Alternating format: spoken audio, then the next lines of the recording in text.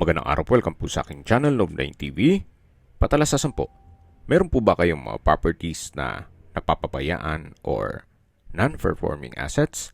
Plan nyo ibenta, pero wala kayong oras sa pagbenta nito. Kung ito'y pagkakatiwala nyo po sa amin, tawag lang po kayo sa aking numero, usap po tayo, gawin ko po ng video for free. Yes, libre po, wala po kayong babayaran. Tutulungan pa namin kayong mabenta ang inyong property. Kami na po bala sa marketing, sa boosting or paid ads. Even sa tripping, hindi na po kayo mapapagod sa pag-entertain ng mga buyers. Kami na po bala sa lahat. Tawag lang po kayo. Nandito po tayo ngayon sa isang exclusive subdivision dito sa Binyan, Laguna. Kumpleto po ang amenities gaya ng clubhouse, park and playground, chapel, swimming pool, basketball court, 24-hour security at marami pa pong iba. Ito pong bagong video presentation natin ay isang 2-story house na may lot area na 480 square meters. Ito pong bahay ay may floor area na 349 square meters. May 7 bedrooms, 6 toilet and bath, may powder room, computer room, attic, garden, at storage room. May 2 covered car garage at ito pong malaking gate ay malaki pa po ang espasyo gawa ng bakanting lote po ito. At tungkol naman po sa dokumento nito, ito'y titulado, buhay po ang may-ari kaya wala po kayong maging problema sa documentation o sa transfer ng title. Ito po yung tinutukoy ko na bakanting lote kung saan kahit po 10 sasakyan ay kakasya po dito. Yan po yung bahay na well-maintained kaya wala po kayong papagawa.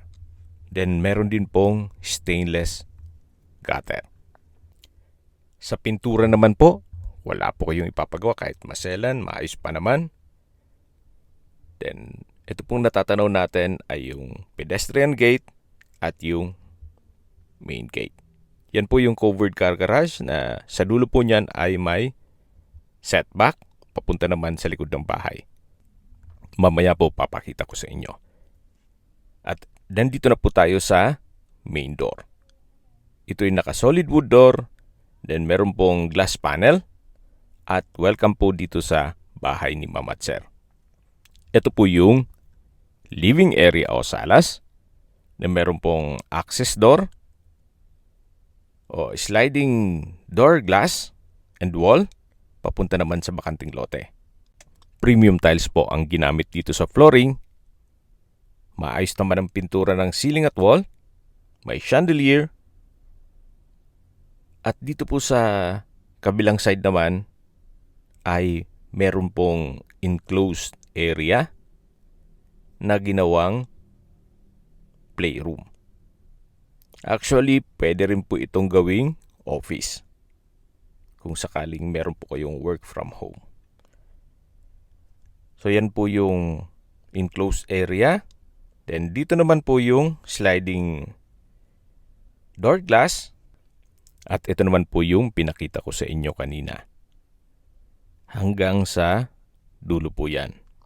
Then meron din pong covered na space para dito sa mga manok ni Sir. Balik po ulit tayo dito sa living area. Matatanaw natin yung main door, then yung staircase o hagdan na may katabing waterfalls, at dito naman po yung powder room. May hand wash basin, urinal, at water closet. Naka-tile bathroom wall at meron din pong bathroom window. Meron din pong malaking vanity mirror. Yan po yung hagdan o staircase. Mamaya po, akyat tayo dyan. Lipat po muna tayo dito sa may dining area. Napakalaki din po ng espasyo. Then sa dulo po ay may sliding door glass and wall na access din papunta dyan sa manukan at covered lanay na naka-tile flooring na rin po. Yun po yung covered area. Actually, kung gusto nyong maglagay kayo ng swimming pool, pwede rin po. Napakalaki pa po ng space. Then dito naman po yung breakfast nook. At lipat po tayo dito sa formal kitchen na meron pong breakfast table, kitchen countertop, gas range, range hood, kitchen cabinet, meron pong kitchen drawer, then wall-mounted kitchen cabinet, at ito po'y naka-tiled kitchen wall. Meron din pong kitchen window. At another access door na papunta dito sa extension ng covered lanai. Yung pinakita ko sa inyo kanina. Napakalaki pa po nitong area para sa ibang improvements na gagawin nyo dito sa property. Then meron pong another access door na papunta naman sa dirty kitchen na meron pong countertop, kitchen cabinet, stainless sink with faucet. Then dito po sa dulo ay meron pong extension ng dirty kitchen. Kahit po magsabay-sabay na magluto at kung may okasyon ay pwede po. So mula po dito matatanaw natin yung malaking gate na kung saan dun po tayo pumasok kanina. Then yan po ulit yung manukan. Actually, itong areang to pwede pong gawing maid's room. Then dito naman po yung dirty kitchen. At sa dulo naman po ay meron pong steel gate na papunta naman dito sa service area na may countertop. Then dyan po nakapwesto yung washing machine. Then ito po yung tinutukoy ko na setback na papunta naman yan sa garahe. At doon po sa main gate. So yan po ulit yung service area. At ito po yung dirty kitchen. Then balik po tayo dito sa formal kitchen. Ito pong formal kitchen ay napakalaki din ang espasyo.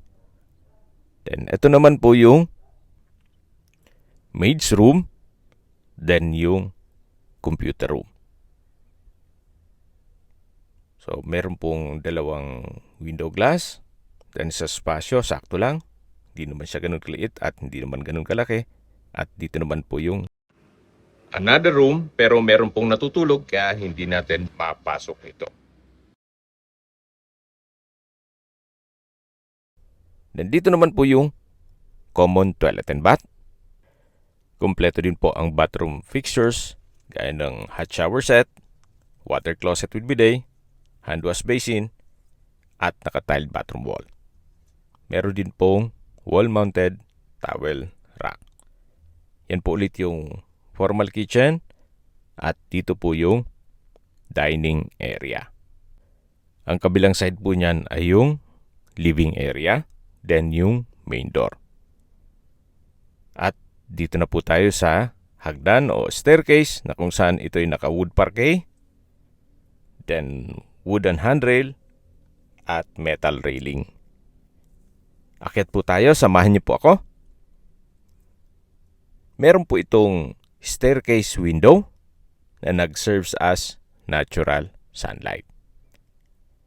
Then malapit na po tayo at nandito na tayo sa second floor. Ito po yung family area. Then meron pong spiral stairs papunta sa attic. At dito naman yung access door na papunta naman sa balkonahe o terrace na kung saan napakalaki po ng espasyo. Sa ilalim po nito ay yung garahe. Then hanggang dito po yung balkonahe. Yan po yung split type aircon. At dito naman po sa side na to yung main door. At yan po yung pedestrian gate. Itong Henry po ulit, itong balkonahe.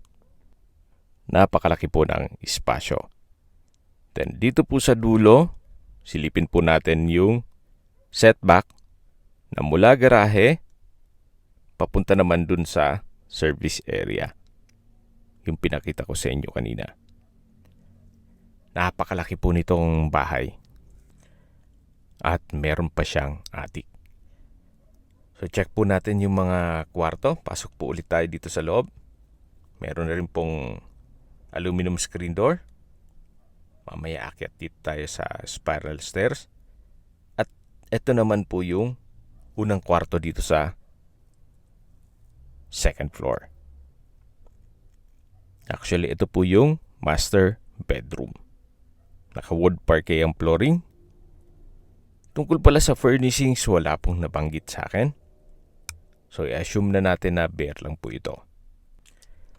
May center lamp. Then, dito naman po yung drawer and dresser at wardrobe. Then, sa dulo po ay may countertop. May faucet and sink. Then, dito naman po yung toilet and bath. May bathroom countertop, vanity mirror, tile bathroom wall, water closet with bidet, may bathroom window. Ito naman po yung hot shower set na may overhead shower. Then meron pong bathtub.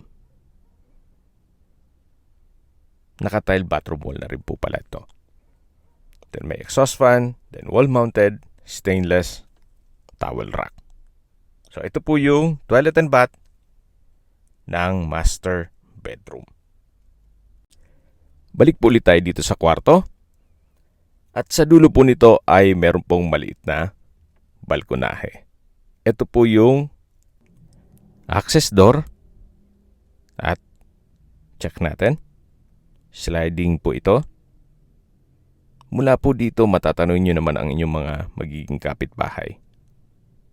Pati po yung basketball court, yung manukan, at itong side ng bahay na kung saan hanggang dito po ay maayos na maayos po siya.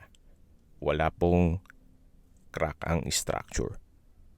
Then dito po another balkonahe. Then access door, glass. Tanaw din po yung mga kapitbahay at malapad po ang concrete road.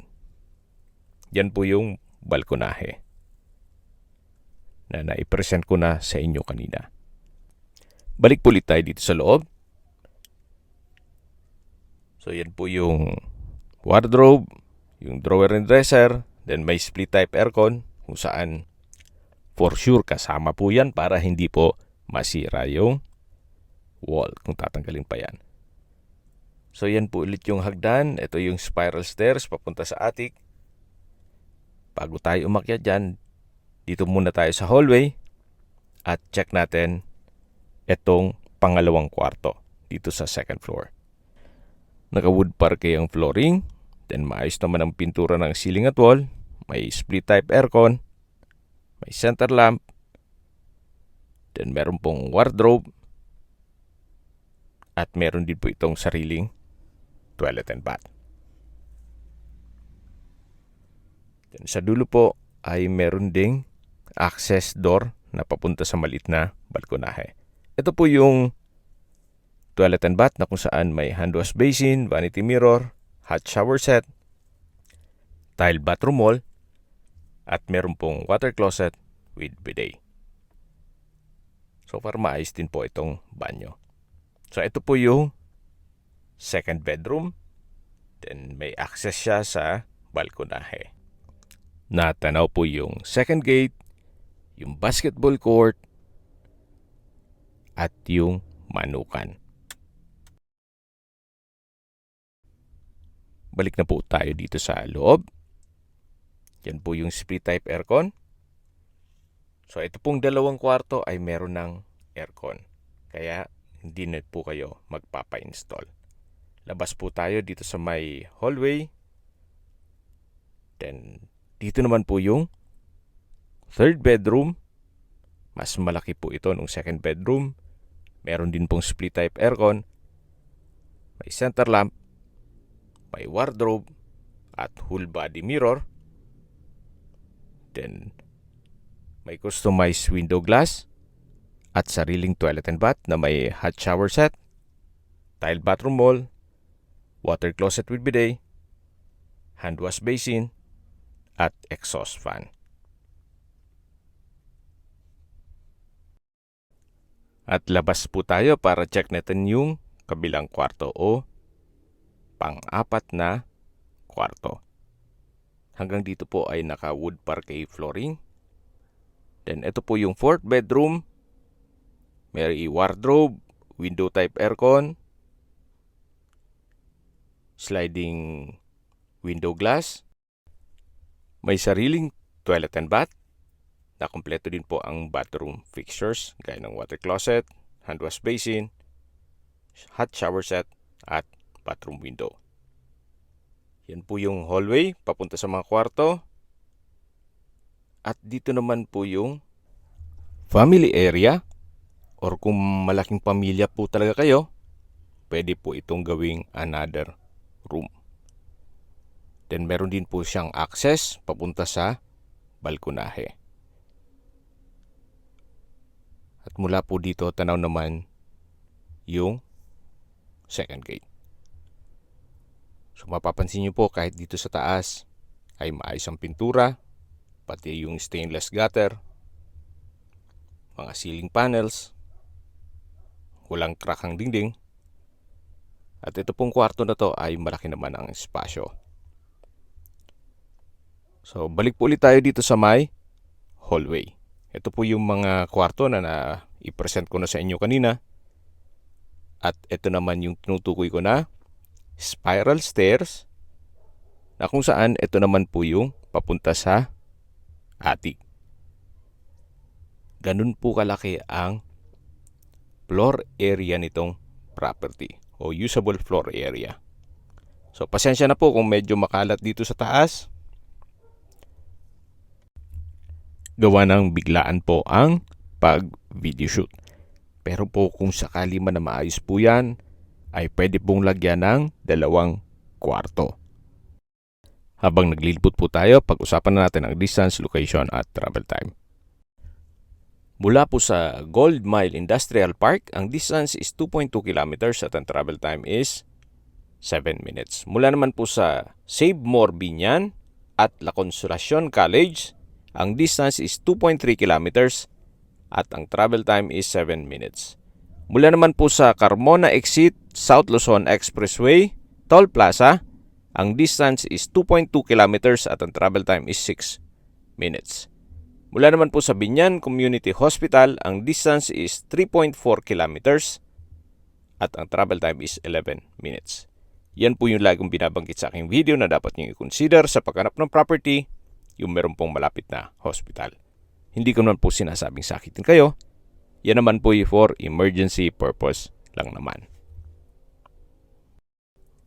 Mula naman po sa Makati or BGC, ang distance is 31 kilometers at ang travel time is 41 minutes.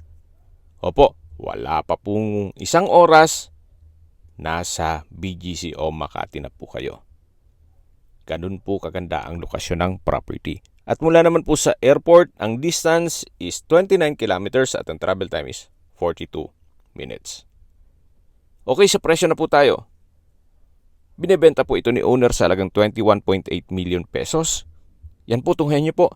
Napakalaki ng bahay at napakalaki rin ng lot area. 480 square meters na meron pa po kayong malaking bahay. Well, good deal na rin po ito. Yan po'y opinion ko lang naman. Pero kung i-assess ninyo na magpapakonstruct kayo sa ganyan kalaking bahay, then bibili pa kayo ng malaking sukat ng lupa ng 480 square meters, mukhang hindi po aabot ang 21.8 million ninyo. Kesa po bibili kayo ng mga brand new na bahay na may lot area ng 180 square meters, then may 3 bedrooms na ang presyo ay nasa 20 million or 21 million, halos same price lang nito. Well, pag-isipan nyo po. Sa lokasyon, may mga amenities o kumpleto na po ang amenities nito at may 24-hour security at malapit din po sa Manila. Kung may mga katanungan po kayo, tawag lang po kayo sa aking numero. At sa mga kababayan naman natin nasa ibang bansa, meron po akong WhatsApp, Viber at Telegram. Same number lang po, 0917-316-3399. Sa mga nagtatanong naman po ng aming Facebook, meron po aming Facebook page na Nov9TV at Facebook Real Video. Meron din pong TikTok at Instagram. May ibang YouTube channel po kami, the Nov9TV channel, Nov9TV Listings, Nov9TV On The Spot, Nov9TV Updates, at Nov9TV House Rental. Sana po naibigyan nyo ang video presentation. Paki-like and subscribe na lang po sa aking channel para ma-update din po kayo sa aking future listings. Kung sakali po hanap nyo yung mas malaking sukat ng lupa, meron din po kami ibang listings na pwede nyong pagpilian. Huwag po kayong mag-atubiling tumawag sa amin.